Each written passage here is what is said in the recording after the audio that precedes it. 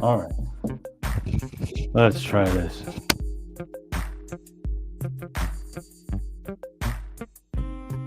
All right.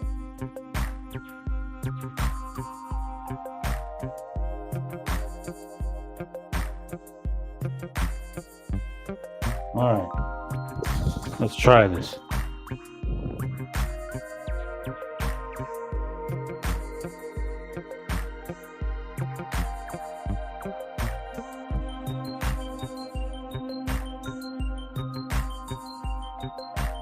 All right. All right, let's try it. Okay.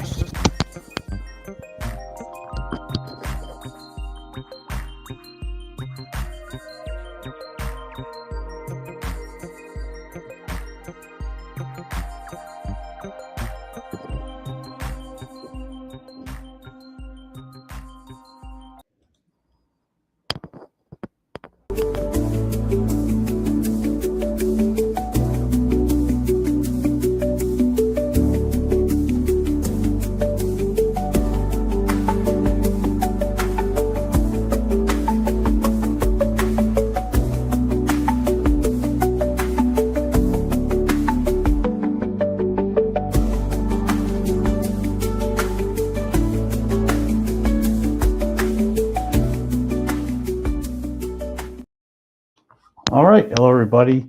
Another episode of Whatever Happened to the Game. This is another episode of Mysteries of Castlevania.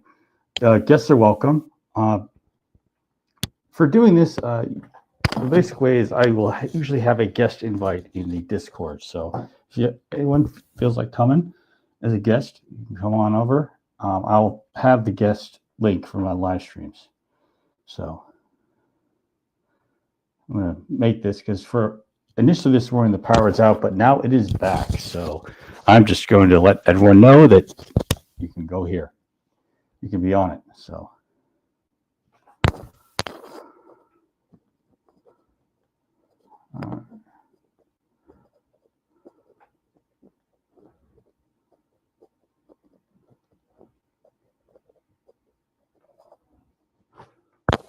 So here we are.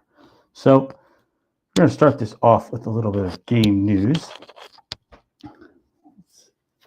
$1,500 US for the next Xbox, close to $1,000 for the PS6. Now this might go down, but this is just estimates right now. They haven't been released yet. So this is how it's going so far. I mean, this just feels like more of what I said earlier, that games, consoles, what's the point? I mean, they pretty much cost what a PC is going to cost.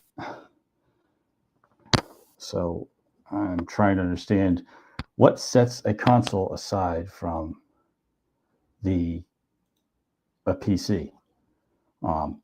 A lot of this content isn't going to be exclusive. I mean, you won't be a first-day game player necessarily, because some of it will be on consoles first, but most of these games on console will end up going to PC after a little wait. So again, what's the point? I'm trying to understand this.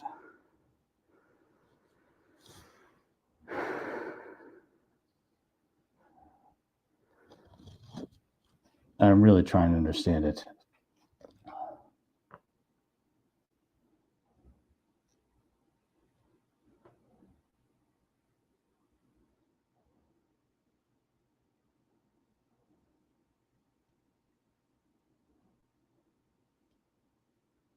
So this is just, I don't know. It's just something that could be potentially bad.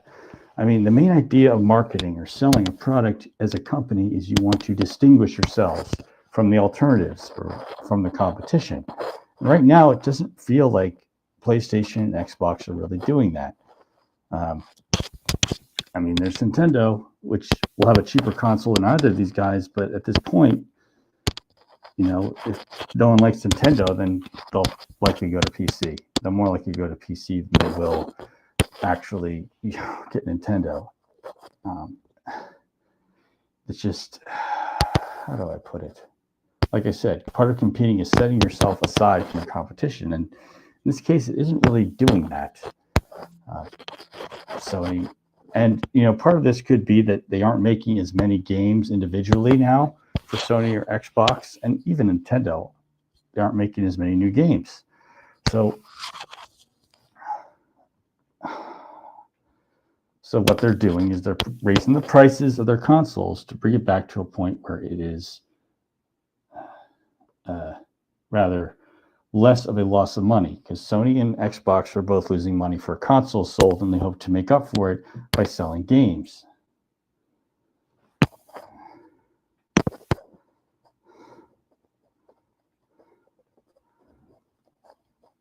But it's just, what do I say?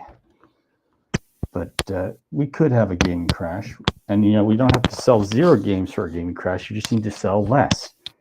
Even the ET for Atari sold something. It wasn't a huge amount, but it was something. It just wasn't enough to really make up for the costs.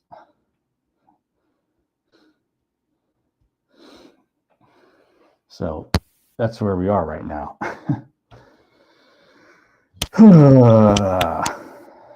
But yeah, so earlier I had a power outage, but it just, how do I put it? It's back on. So this is going on as scheduled. And yes, you can comment on a live stream before it started. Yes, Zero, you can comment. It will show up here.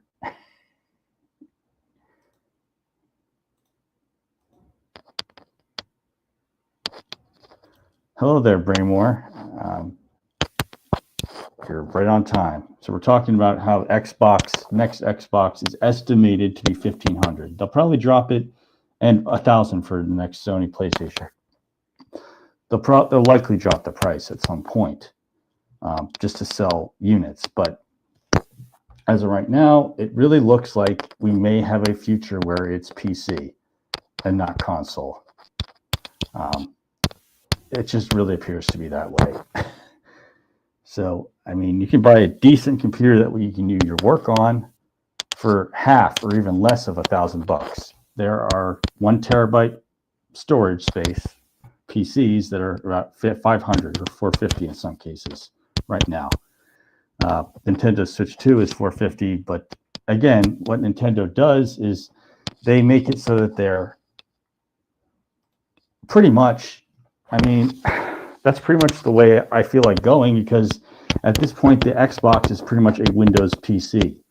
So why should I buy an Xbox if you have a PC already? You can even use a controller for your Xbox on a PC.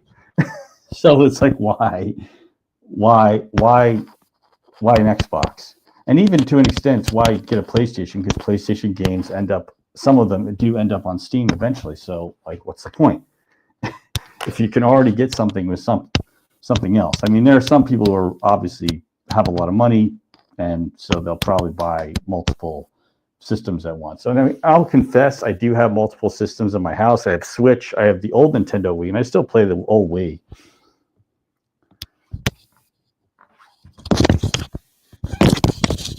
Here, let me see does that sound a little bit better? Sorry, I moved a little too much. Let me check the audio.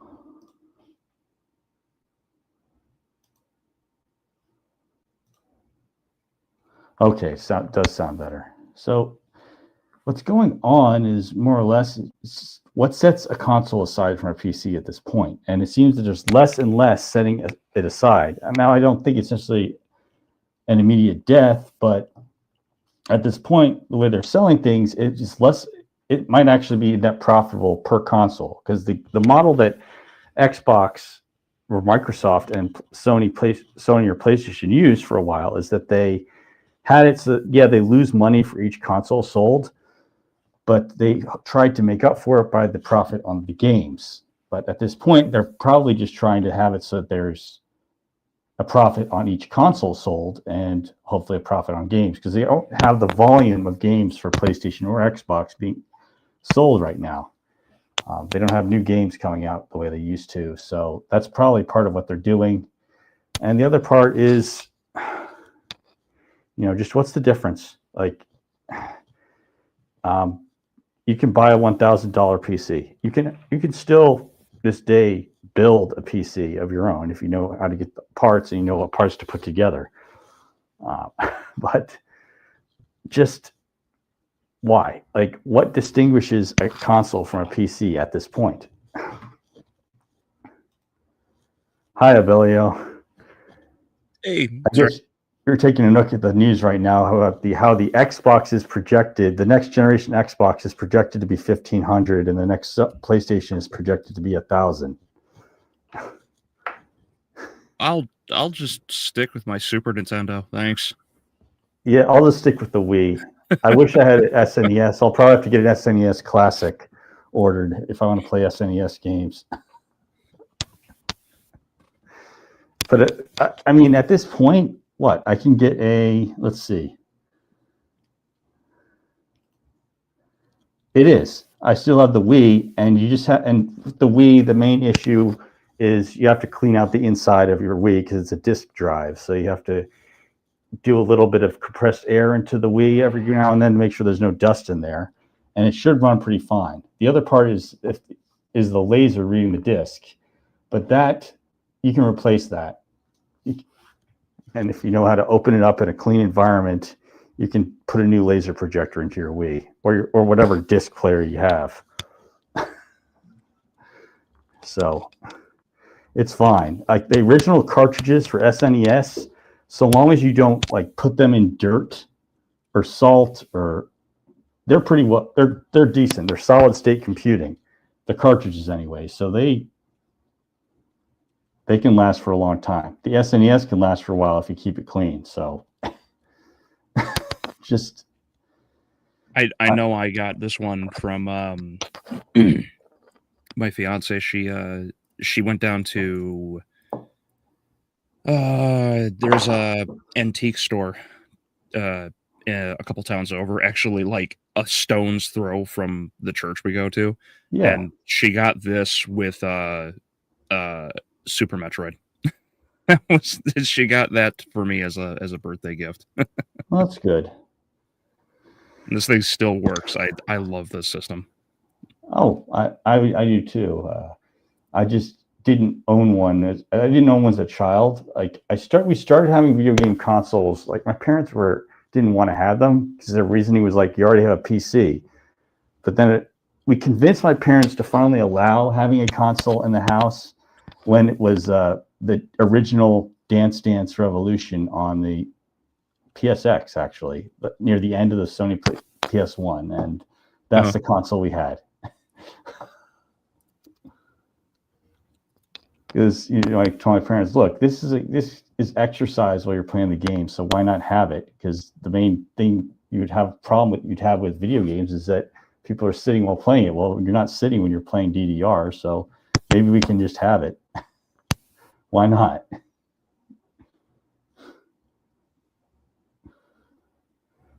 So that's it. But I mean, I wouldn't be past getting an SNES if I could. I mean, I got a Game Boy Advance that I put together, and the Switch, and other than that, it's a Switch and a Wii, and I still am interested in playing the first generation Nintendo Wii, even though it'll be 20 years old next year in terms of the original release. Oh man. Yeah, it will, won't it? Yeah. It will. But that's the news, is that just when we thought the Switch 2 would be a horrible price, everyone's just about more than double what it costs. That's brutal. I can't even, I couldn't justify like 1,500 on a gaming console that's just trying to be an inferior PC. And it doesn't help much either that the libraries have gotten smaller for each new generation. And so much of it is just a re-release of a game that was on a previous generation anyways.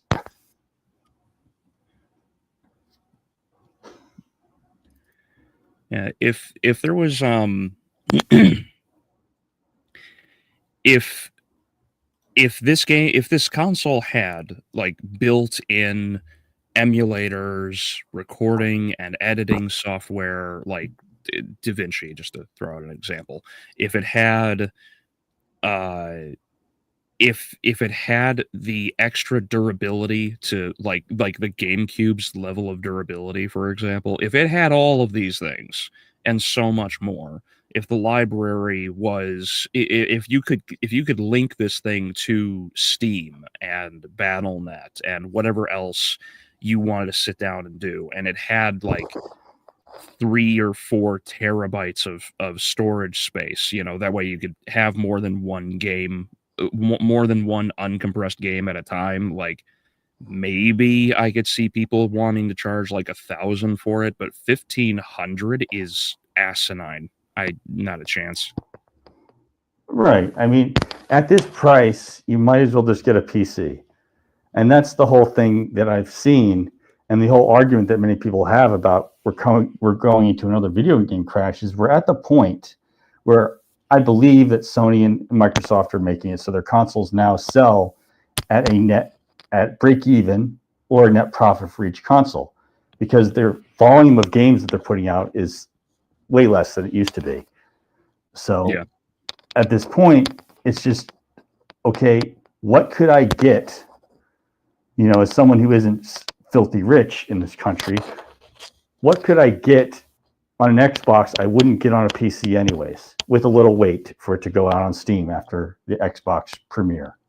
Mm-hmm. And even a lot of Sony games end up on PC too. So at this point, it's like, okay, what's the point of getting a console anymore? I just feel like we could just end up having PC only for gaming in the future. Oh, we're just talking about how these new consoles are telling Nintendo to hold their beer. Yeah, it really drives me nuts that like everything that not that I dislike him like a great deal, but Zero Punctuation, Yahtzee, he called this like a decade or so ago when he said that it's the modern gaming race is a race towards irrelevance.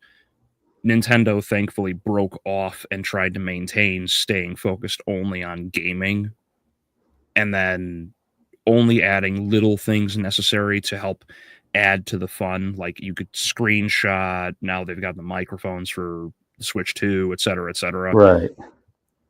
Switch, or the Xbox and PlayStation, they're just inferior PCs. They have nothing to offer. Right. And it used to be that there were games that, you had to go to the PlayStation, you had to go to the Nintendo console, and you had to go to Xbox initially to get it. Yeah. Initially, it was you had to wait for almost 2 years for Halo Combat Evolved. Well, actually, close to a year for Combat Evolved to come out on PC for Windows after it was the premier game on Xbox. So at least in the older days, you had the advantage. If you had an Xbox, you would get the game ahead of the PC players. But now, not so much. Yeah, so the only time they have really notified it of being done where they bricked it was because there were serial numbers of reported stolen Switches. It was a really weird story. So they just did it because, okay, they're stolen, so let's not let them be usable. Mm-hmm. So that was about it. But right now, it's just, I don't know. The part of business is you want to set yourself aside from your competition and have something that your competition might not have. For Nintendo, it's primarily been they have IPs that are Nintendo only. And to a certain degree, that's true with Sony or Microsoft. But now I just don't know anymore. At least especially for Sony and Microsoft, because many Sony games, to a lesser extent than Xbox, end up on PC. You just have to wait after the PlayStation release or the Xbox release, and you'll get it.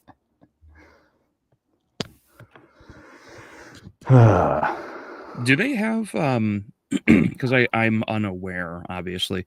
Does Xbox and Sony have a virtual library of all of as many of their past games as they possibly can get a hold of? They do have online libraries as of right now. Xbox Live, you can buy games digitally. You've been able to do that since the 360, where you buy a game digitally and it's in your Xbox library.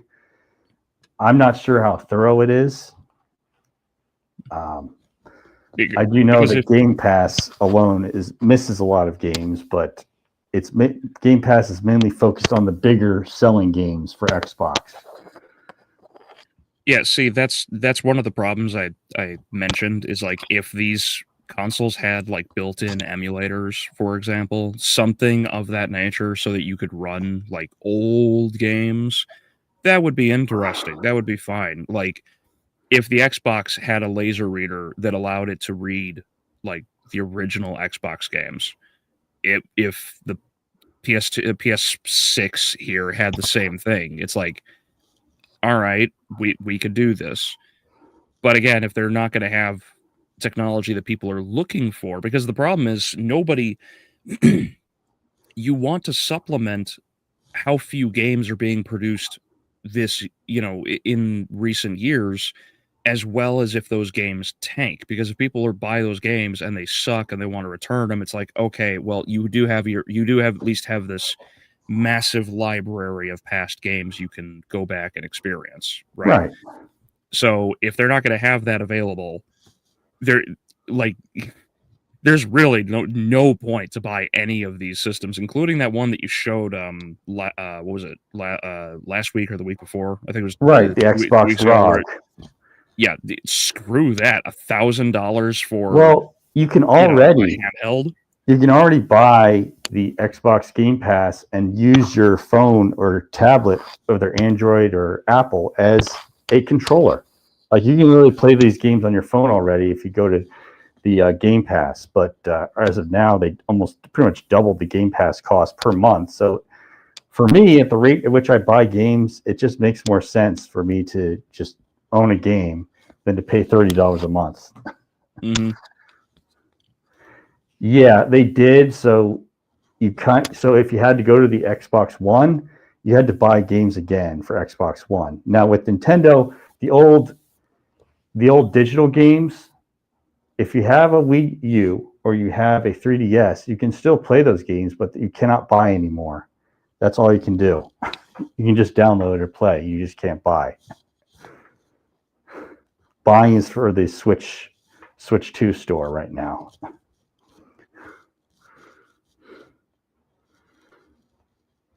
Yeah, so I don't know. I just don't know. And I won't stay on this topic too much longer, despite all the disappointment I have. But I don't know. Xbox and PlayStation are just not really setting themselves aside from what PC gaming is. They really aren't.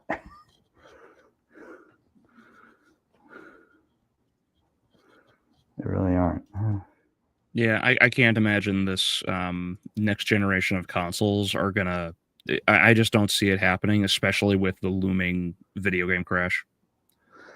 Yeah, pretty much. I mean, I don't know. I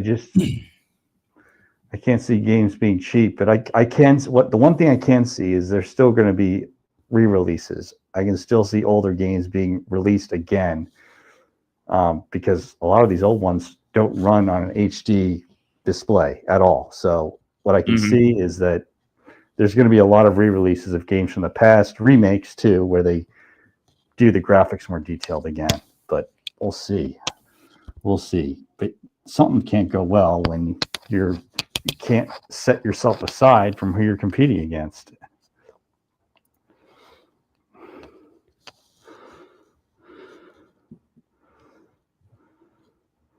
It's funny too because in the original video game Crash, PC gaming was what most people did for a while before Nintendo and the other consoles took off. Mm-hmm. So,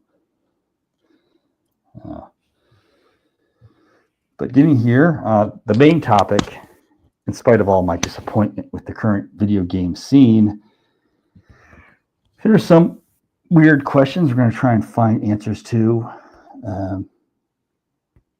Was there a new avatar of chaos after Dracula? Powers you may not know Dracula had, and the ending or major reveals in the various Castlevania games. So that's the main one. So first of all, was there an avatar? Yes, there is. So if you're wondering who the Hunchback guy is, it's the same Ulrox you had in Symphony of the Night, the bald Ulrox. Now he's got a little more facial hair here. He wears a top hat and he's hunchbacked. What is this one from? So there is a version of him in Moonlight Rhapsody. It was an incomplete game, but that's how he also appeared in the novel. But so Graham Jones, Summer Cruz, and the disciples did not become the new Dracula, so he chose Ulrox from hell itself. And Ulrox came back in a top hat, and he's hunchback now. He's a hunchback now. Huh. Okay. So this wasn't an actual game; it was a novel, Reminiscence of the Divine Abyss. It was the last chronological bit of media for Castlevania under Iga. Oh, okay. So this takes place after Dawn of Sorrow. Right? Yes. But it's a totally different character from what you may have seen if you watch Nocturne. This guy, he has a laboratory full of mutilated bodies and abominations where he puts bodies of animals and people together. It's really disgusting. And his personal vendetta is against Alucard because Alucard killed him back in 1797. Yeah, Symphony of the Night.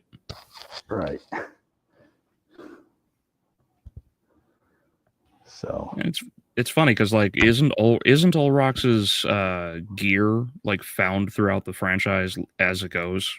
I know his, I think it's his chest plate is in one of the Sorrow games. Yeah, it is. But since in Castlevania, vampires are actually demons, not just blood-sucking monsters, he was the choice since the older ones failed. Yeah, that's pretty much what he did, but this version does.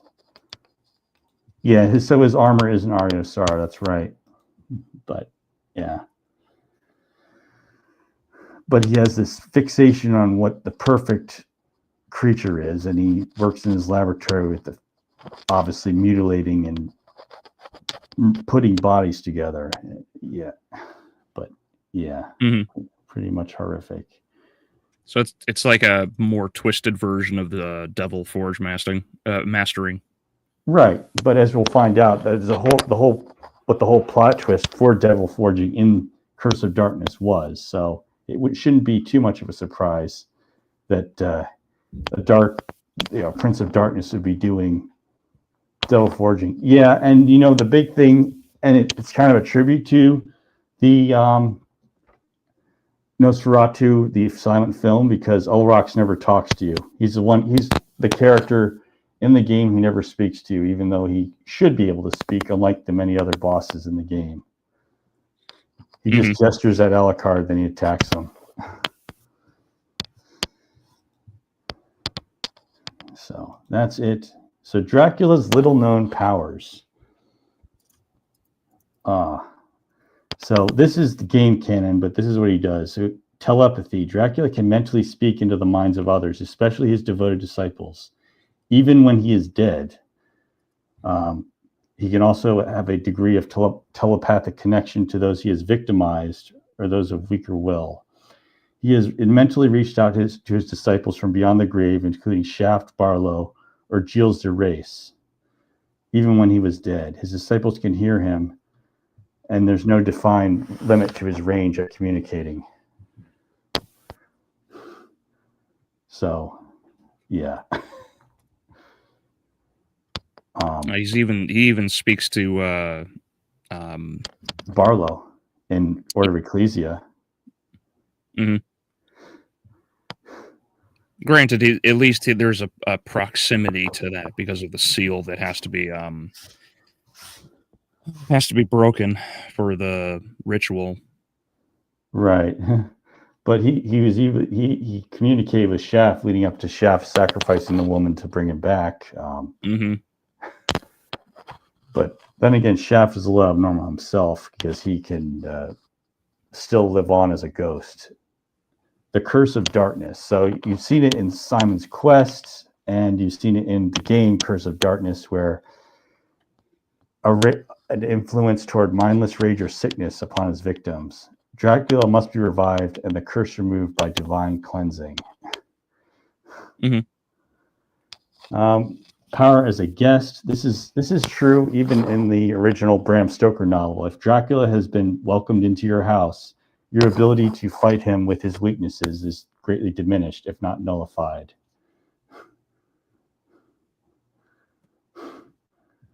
So it's also implied in the ending of Castlevania 64. So I can actually do that. It's creepy as ever, and I think it's a perfect demonstration of how horrific it is if you didn't aim the game properly.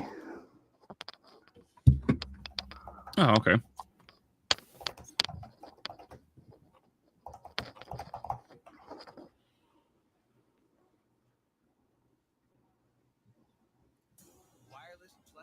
So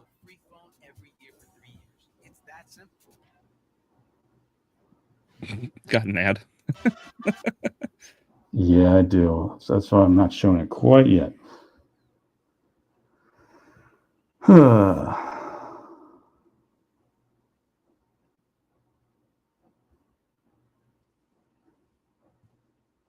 this is Carrie, but it's similar with both cases.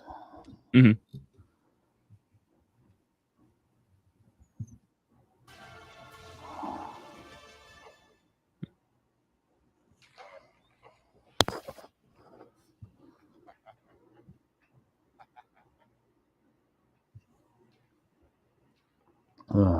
So, you thought you had won? To save the world is not so simple. Miserable creature. How dare you oppose my evil might? Darkness will rule. Die, weak fool.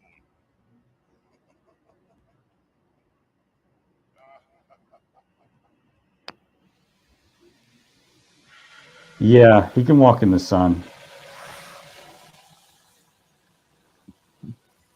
Yeah, a lot of the reason why he tends to die in sunlight with certain games is because whenever Dracula comes back, he's, with the exception of the Demon War in 1999, and when he was defeated in Dracula's Curse, every other incarnation has been in a weakened form that was then beaten to, within a few inches of death, and then the sun just happens to be what kills him. Yeah.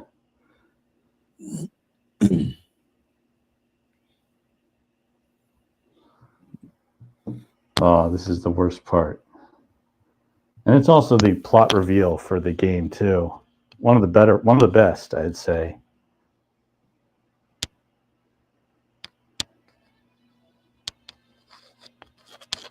That's not a child, by the way. Yeah, for anyone who doesn't know Castlevania 64, Malice is Dracula.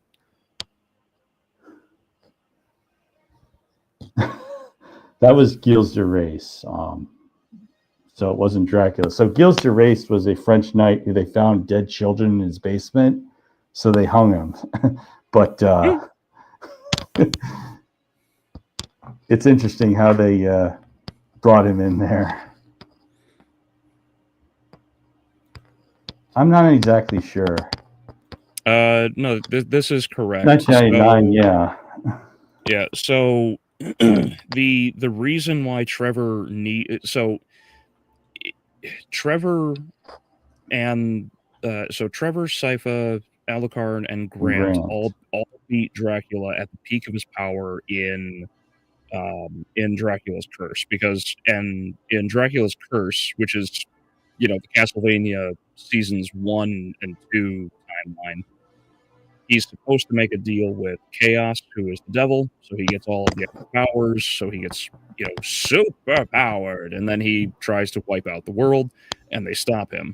Every incarnation afterward, up until Julius, every incarnation up to that point he's still recovering. He's not actually at full strength.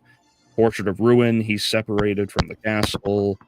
In Bloodlines, he's still dead, so they make him a ghost.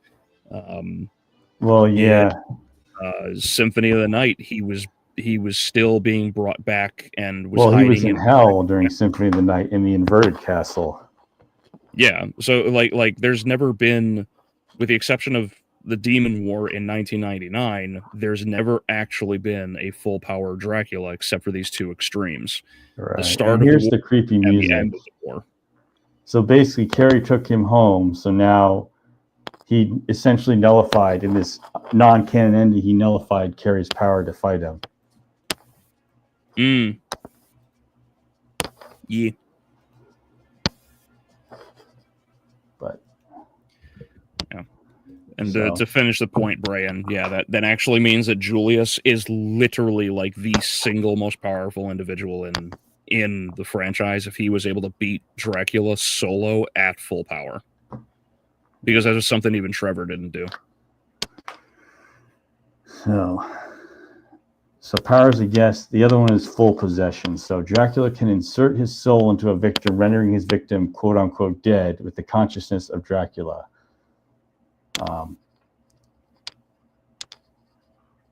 So that is Curse of Darkness, and that's the big thing, is that the big reveal in Curse of Darkness is that if your character ever died, he would become Dracula, and Dracula would be back because Hector died. That was the whole screwed up plot twist in Curse of Darkness. Isn't Isaac still alive, or does he kill himself to let Dracula take him over in No. COD? So in Curse of Darkness, Isaac dies, so he becomes Dracula instead of Hector. But if Hector had died before that point, it would have been Hector who became Dracula. So that's the whole thing, is that if Hector had died, it would have been him. And the Grim Reaper even said, you would have made a better candidate, but Isaac will do. Mm-hmm. And that's where you find out that the guy who's been following you around is in fact the Grim Reaper. Actually, I could show that boss battle too from Curse of Darkness. Why not? Sure.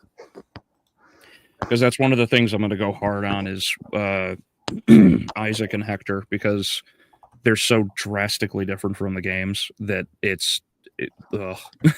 Yeah, you see, the whole point is that Curse of Darkness isn't trying to be a Game of Thrones. It is trying to be a horror game,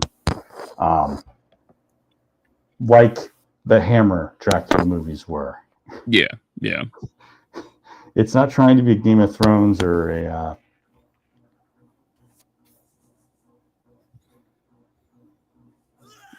Speaking of bloodlines, how is Elizabeth related to Dracula and Alucard? Is she just saying it to invoke, or is she a descendant of Kronqvist? We never find out. We never find out exactly which family line she's from. It is that she's Alucard's actual cousin in that one. Yeah. And it's implied that, from what you read, that Eric Lucard is somehow related to Dracula in some way. I don't know how. So it's like Dracula's family versus his family. If you go the Eric Lucard route. If you go the route of Morris, well, then it's someone who's taking on the Belmont because they're absent for the time. So Isaac becomes Dracula literally. Like, he becomes Dracula with all of Dracula's powers because the devil forging makes you a type of backup or a vessel for Dracula to live in. So I'm going to get it soon here. Hang on. I've got it right. Because unlike season 2 and 3 of Castlevania, Hector is not some dumbed down, slapped puppy that needs to be dragged around everywhere. Hector refused to work for Dracula after a certain point. He didn't want to deal with this anymore. Actually, he found this girl in particular, actually. Yeah, well, that's actually Isaac's sister, Isaac LaFerez's sister, actually. Oh, was it her or Yes, someone else? it's Isaac's sister. Okay. He has no sister. Well, it's a different character altogether.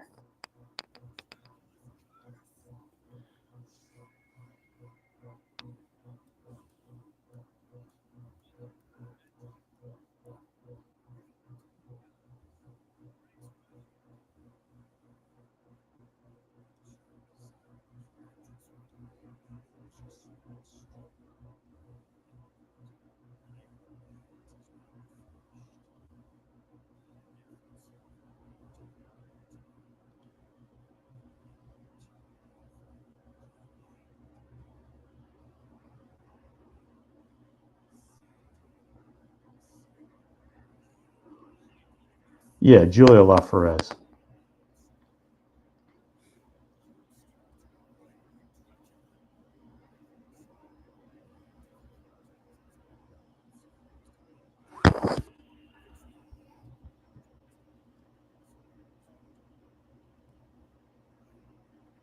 Yeah, that's another detail they got wrong from season 2 is that they aren't like the Devil Forge Masters are not granted Dracula's power. It's just a skill that they innately have, which makes no sense in this world because there's no connection to the devil. Right. Yeah, pretty much.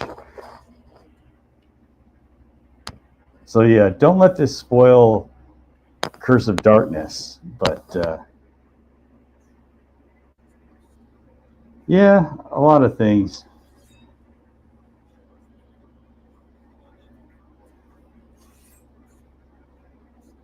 And the other thing too is that the Grim Reaper in the Castlevania franchise can go visit hell if he wants to. In fact, he's technically in hell in Symphony of the Night because he's in the inverted castle. Yeah, if that interpretation is to be believed, yes.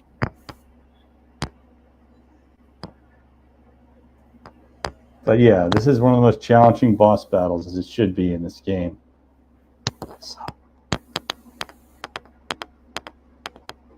So basically, without summoning, this Curse of Darkness is like Dark Souls before you had Dark Souls.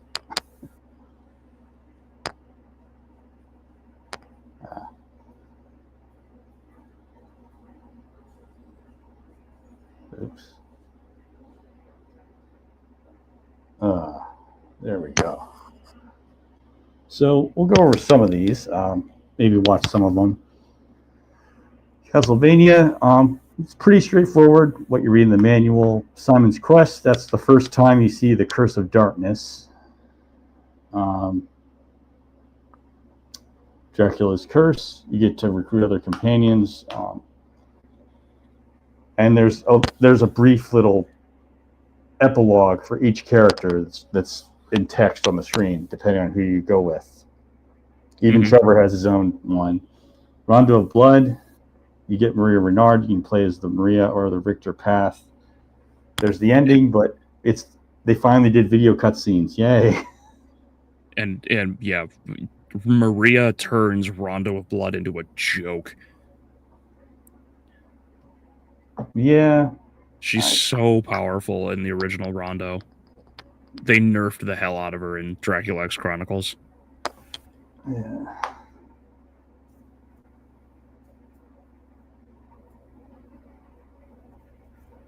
I guess.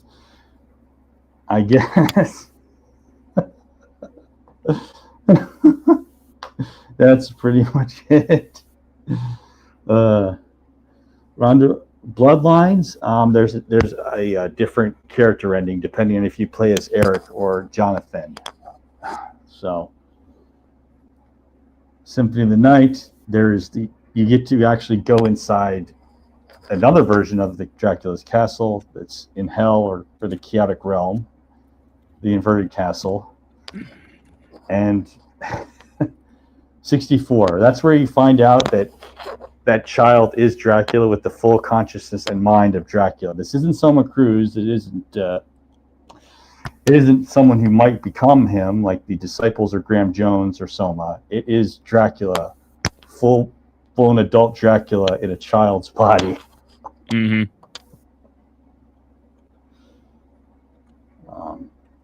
I'm skipping Legacy of Darkness, but the main idea from that one is that a werewolf named Cornell gave up his werewolf curse, and that was how Dracula came back years later. Circle the Moon. There's Nathan Graves.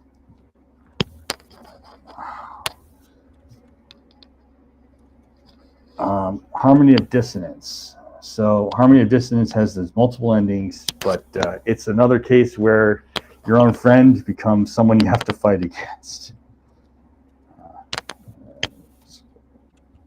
So now we're getting into 21st century with Lament of Innocence. You find out Matthias is the man who would become Dracula. Curse of Darkness is multiple things. The version of Saint Germain. The version of Saint Germain in Curse of Darkness, he tells you that in the future, he's talking about the Demon Castle War will happen. I guess he's an inserted narrator for Iga right there. Mm-hmm. Aria of Sorrow, you find out that potentially someone becomes Dracula, becomes the position of Dracula as he's dead. Dawn of Sorrow is you meet the disciples in Graham Jones, and they are also potential replacements. Portrait of Ruin is where you find out what happened to Morris and Jonathan and their families. No, John, not John. Jonathan is his son in Portrait of Ruin. Sorry. Yeah. John's the dad. Jonathan's the son. I get that confused, just like Aria and Dawn of Sorrow too. Yeah. Then there's Order of Ecclesia, where they find out they intended to sacrifice you as a way to bring back Dracula, and Barlow was not a good guy. Oh, Aeon, that's right. He's the other one. Yeah, because that's the death from the future that's working for Galamoth. Right. Time Reaper, right. Yeah. So that's about it. I'm trying to go back to it. And again, Curse of Darkness, the whole reveal, I think it's like one of the worst things at stake because, let's see, Simon's quest is that you'll die if you don't escape the curse. Okay. In Curse of Darkness, if Hector dies before Isaac, then Hector becomes Dracula. So basically the reveal is that if you died the entire game, at any point in the game before the end, Dracula would have taken over you, and now Dracula's back. Even worse because Trevor gets incapacitated, and you don't see any of his companions around. Mm-hmm.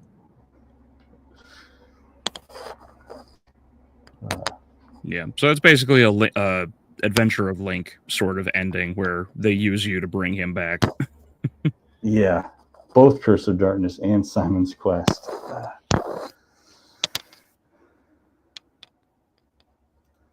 Yeah, but it's just, that would have been an easy way. An easier way of handling it in terms of nomenclature. Much easier. So, not as much, but that's it for today. It wasn't as long, but it was fun going through all these game endings. And previously, you talked about role-playing games, post-apocalyptic kind, including Beneath the Steel Sky and Fallout. I made a music video celebrating the 25th anniversary of Vampire Hunter D Bloodlust, and next live stream is favorite horror games. So Alpoli and I will have some thoughts about some of our favorite horror games out there. I mean, I'm showing Doom, Silent Hill, and Resident Evil, but it could be different. So we'll see. Yeah, I'll have to think about horror games then. Yeah, just let me know. Anyways, thank you everyone for stopping by. Should be pretty nice. Albelli has a new video on season 1, going back to look at Castlevania again, which is interesting. Sometimes you don't have things you didn't notice the first time or didn't notice for a while, and you need to research it. I'll be working on a 20th anniversary special video reviewing Curse of Darkness, and should be pretty interesting. Yeah, I'll hold my mic. Somehow it registers the sound of it swinging a little bit. But yeah, that should be about it. Next week it should be about the same time, same channel, and favorite horror games. So see you then. All right. Have a good day, everyone.